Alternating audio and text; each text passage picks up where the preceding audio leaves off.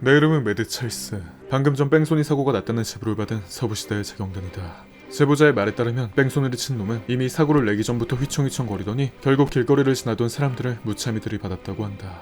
그리고는 피해자를 구할 생각은커녕 마차에서 내리지도 않고 그대로 전력을 다해 달아났다고 하는데 곧 사건 현장에 도착한 나는 뺑소니를 당한 사람들이 의식도 없이 기절해 있는 것을 발견할 수 있었다. 나는 근처에 있던 목격자로부터 사건이 벌어진 지 얼마 되지 않았다는 것, 그리고 뺑소니범이 북쪽 다리 방향으로 달아났다는 정보까지 얻을 수 있었다. 조금이라도 지체했다가 놈을 찾아내기 힘들어지므로 나는 말에 올라타 전력을 다해 앞으로 달려나갔다. 그리고 곧 다리를 건넌 나는 도시 입구에 버려진 폐건물을 보고 혹시나 하는 마음에 그 안으로 들어갔는데 마차가 있을 리 없는 그곳에 수상해 보이는 마차가 있는 걸 발견한 나는 곧장 버려진 기차칸 위로 올라갔다. 그리고 주변에 황급히 도망치고 있는 놈이 있는지 살피고 있었는데 찾았다. 폐건물 옥상에 쪽으로 숨어있는 여성을 발견한 나는 그녀가 목격자들이 말한 뺑소니 범이라는 것을 확신할 수 있었다. 가까이 다가가 보니 그녀에게는 술 냄새가 진동하고 있었고 여전히 정신을 못 차린 채 본능적으로 이곳에 숨은 것으로 보였다. 빡친 나는 그녀에게 정신 좀 차리라고 윽박질렀는데 그제야 그녀는 잠깐 정신을 차린 듯 하더니 이내 비열한 표정을 지으며 술에 취해서 아무것도 기억이 나지 않는다고 말하기 시작했다. 나는 그저 정신 차리려고 했을 뿐인데 그게 무슨 소리냐고 물었더니 그녀는 다 필요 없고 그저 아무것도 기억이 나지 않는다고만 말하기 시작했다. 아마 평상시에도 자주 사고를 치고 다녀서 습관적으로 저딴 말을 짓거리는 것 같은데 자신의 잘못을 그저 기억나지 않는다는 말로 덮어버리려 하다니. 너무나도 건방진 그녀의 행태에 순간적으로 빡친 나는 급히 그녀의 목을 잡아챈 뒤 후드려 패기 시작했다. 이 참놈아, 뒤질라고 사가지 없이. 호되게 얻어맞은 그녀는 깜짝 놀라며 급히 도망쳤지만 나에게 걸린 이상 그 어떤 짓을 하더라도 절대 도망칠 순 없다. 아니 미친!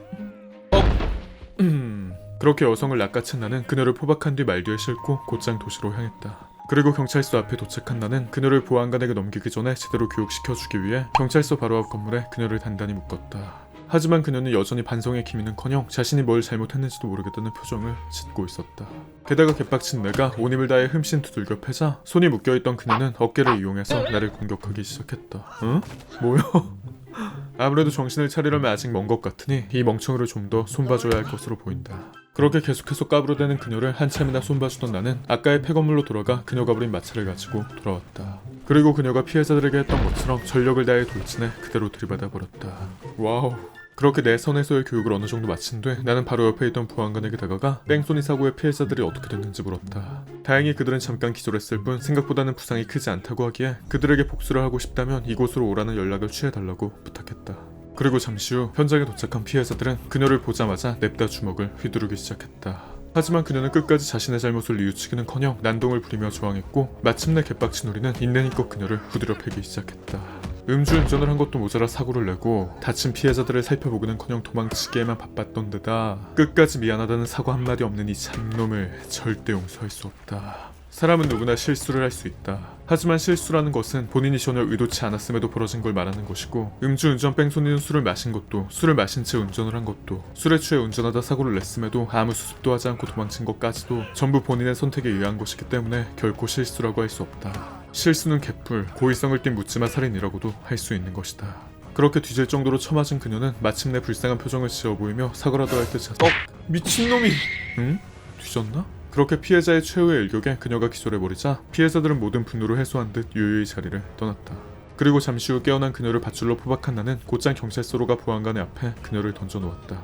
그리고 보안관에게 그녀가 아까 그 뺑소니 사건의 범인이라는 것을 알려준 뒤 천천히 그곳을 빠져나왔다. 누군가가 보기엔 피해자들이 별로 다치지도 않았는데 공개적인 장소에서 집단으로 린치를 가한 것을 보고 심하다고 말할 수도 있다. 하지만 그 여자가 저지른 행위 때문에 아무 죄 없는 사람들이 큰 부상을 입거나 죽을 수도 있었다. 그런데 그저 결과만을 보고 헛소리를 짓거리는 인간들이 종종 보인다. 그런 소리는 혹여나 자신의 가족이 피해자가 됐을 때나 당당하게 이야기해봐라.